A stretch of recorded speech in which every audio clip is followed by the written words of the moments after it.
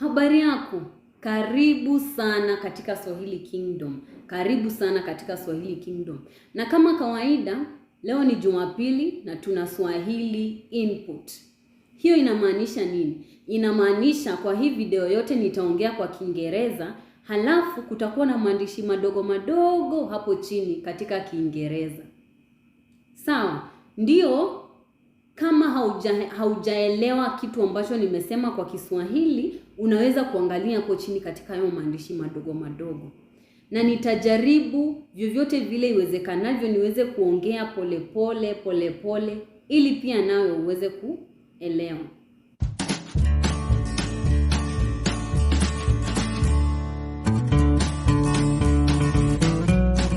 Sasa leo tunaongea kuhusu makosa matano ambayo wanafunzi wa Kiswahili hufanya sana.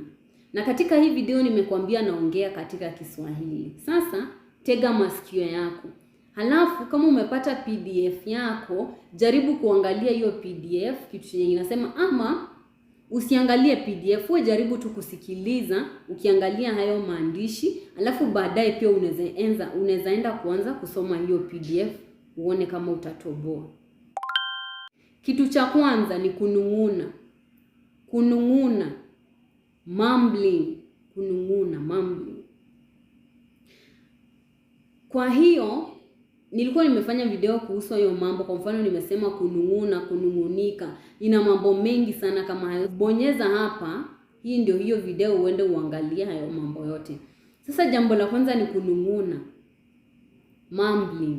Kwa mfano mimi naitwa Oni, mimi nafunza Kiswahili. Na sasa ukiongea hivyo inaonyesha wewe uko na uoga. Inaonyesha wewe uko na uoga na hautaki kuongea. Si eti hautaki kuongea vizuri, unataka kuongea lakini una uoga. Kwa nini una uoga? Kwa sababu unafikiria pengine nikiongea hili jambo halitakuwa sawa. Najua kwa sababu pia mimi nasoma lugha nyingine. Sasa pia mimi saa zingine nilikuwa hivyo lakini nilikataa. Siku hizi siko hivyo. Heri niongee, unisikie, kama nimesema vibaya unirekebishe. Lakini si eti nianze kusema sijui nini. Hapana, sitaki hivyo. Pia wewe wajibike, kuwa jasiri. Wewe sema kitu chochote, usianze kusema pengine. Unajua pengine unasema vizuri au pengine unasema vibaya. Ukisema vibaya utarekebishwa. Ukisema vizuri mtu atakusikia. Sasa haja gani uanze kunung'una? Usinung'une bana, usinung'une. Jambo la pili, hauongei wakati una wazo la kusema. Kwa nini hauongei? Najua. Kwa sababu pengine unafikiria, hili wazo langu sasa nikisema nitaanzaje, nitasemaje? Unaanza kutengeneza sentensi kwenye kichwa. Hii inaonyesha unatengeneza sentensi zako kwenye kichwa, unazitranslate, unajifanya mkalimani, unazitranslate kwenye kichwa, unazitoa kwenye Kiingereza unaziweka kwa Kiswahili. Na venye watu wanaongea katika Kiingereza si hivyo ambavyo tunaongea katika Kiswahili. Kumbuka, tuna mila tofauti, hatufanani hata kidogo. Na lugha inatokana na mila, kama huko unajua, acha nikuibie siri. Lugha inatokana na mila. Sasa kama watu wanaongea Kiingereza wana mila yao, pia Waswahili wana mila zao. Sasa hatuongei kitu kimoja. Kwa mfano, mtu akitaka kusema kwa Kiswahili, I want to go to work. Atakuja geuza hiyo sentensi aseme I want ni kusema ninataka. To go, kuenda. To work, kwa kazi. Sasa mtu atakuja aseme Koni, ninataka kuenda kwa kazi. Hapana, hicho ni kitabu bana. Hicho ni kitabu. Hautawahi ona Mswahili yote akisema ninataka kuenda kwa kazi. Hapana.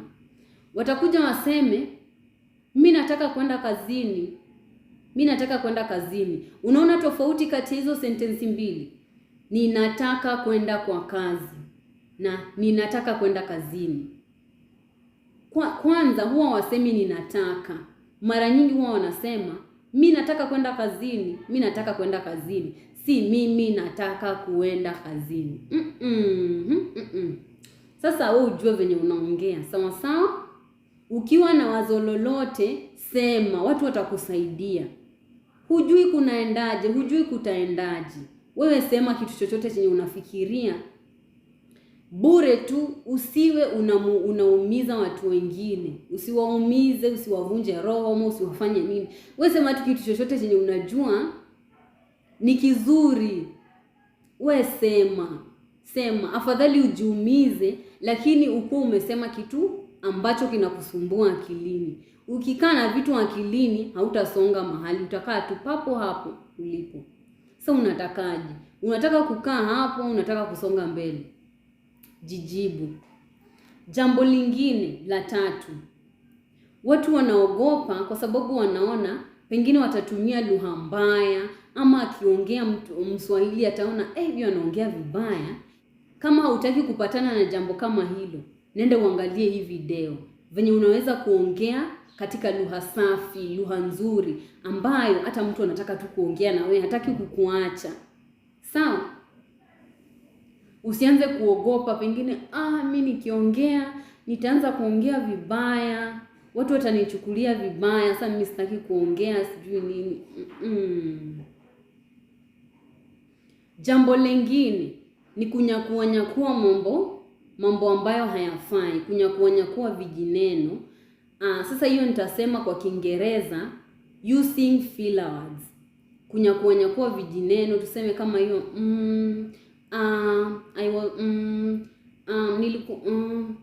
hiyo si poa, hiyo si nzuri. Sasa kwa mfano tulikuwa tunasoma Kiswahili, alafu nina msichana mmoja mrembo tunasoma na yeye, tunajifunza na yeye Kiswahili kila Jumapili kwenye Discord.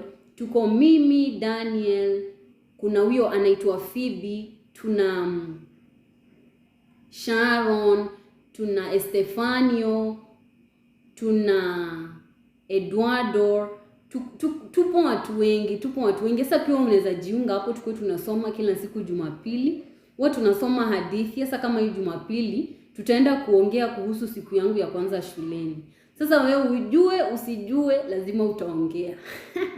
Kwa sababu kila mtu ana wakati wake wa kuongea, afu tunasaidiana, tukimaliza tunaanza kuongea kwa Kiswahili kuhusu maisha yako, maisha yangu, unajitambulisha kwa Kiswahili. Sasa ni dunia huru, tuko huru ndani. Sasa yeye alikuwa anatumia akisoma sentensi moja, anaanza kusema what did I say? Sasa mimi nikamwambia badala ya kusema hivyo, badala ya kutumia hayo maneno ya kunyakua kutoka katika Kiingereza, sasa badala ya kusema what did I say, unaweza sema nimesemaje? Fanya akili yako ifikirie tu wewe unaongea Kiswahili, wewe ni Mswahili kabisa, hata ujui Kiingereza. Usifikirie Kiingereza. Ukifika mahali useme what was I saying? I was thinking like, useme nilikuwa nafikiria nini? Nilikuwa nasemaje? Alafu unaendelea. Sema kwa Kiswahili. Nakwambia ukifanya hivyo, akili yako itadanganyika, itafikiria huyu mtu hajui Kiingereza, acha tuongee Kiswahili na yeye. Hata mimi wanafanya hivyo akili yangu. Kwa mfano, nikifanya kazi hapa na pale, afu vitu nashindwa inafaa kufanya nini? Sasa badala ya kusema kwa Kiswahili, kwa inafaa kufanya nini? Na nitafanya nini baada ya hapa? Nasema anungaga winko. Unaona, naongea kwa Tagalog. Anunginaga wako ngayon, anungaga winko, grabe. Sasa naongea kwa Tagalog, akili yangu inajua, huyu mtu hajui Kiswahili, najui Kizungu. Sasa akili yangu inatafuta maneno ya Tagalog, inayaweka ndani. Sasa ni hivyo tu, rahisi. Jambo lingine la 5, kosa la 5. Watu ambao wanajifunza Kiswahili mara nyingi huwa wanaongea pole sana, au wanaongea na nguvu sana. Sasa hilo sitasema ni kosa kubwa hivyo, kwa sababu kama nilivyosema tuna mila tofauti.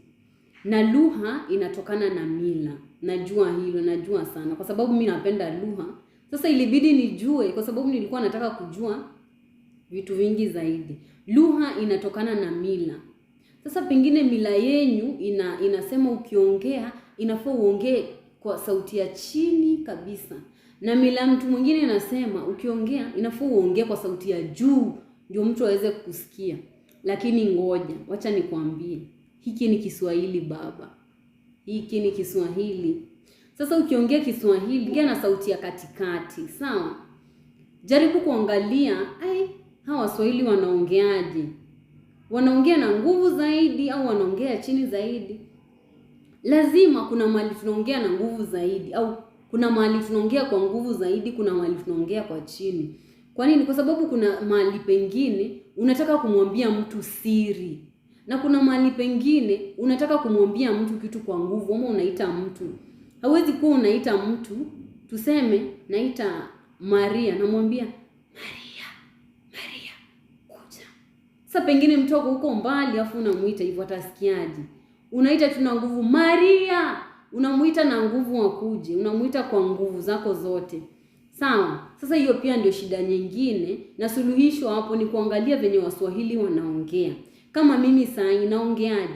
Naongea kwa nguvu zaidi au naongea sijui? Na kama sasa naongea kwa sauti hii kwa sababu najua ninawapatia somo. Lakini kama singekuwa nawapatia somo, singekuwa naongea hivi. Unaona? Sasa hivyo vitabu haviwezi kuambia. Vitabu vitakuandikia tu maneno maandishi. Tumia vitabu kusoma. Usitumie vitabu kujifunza. Tumia vitabu kusoma ili hayo maneno yaingie akilini. Alafu ukienda kwenye YouTube upate video kama hizi, jaribu kusikiliza. Angalia hayo maandishi yenye yamewekwa hapo chini yanasemaje. Alafu siku moja jaribu kusikiliza bila maandishi uone. Naelewa kitu. Ni hayo tu babangu. Nimekuita baba, samahani. Ni hayo tu, tuonane tena siku nyingine. Kwaheri.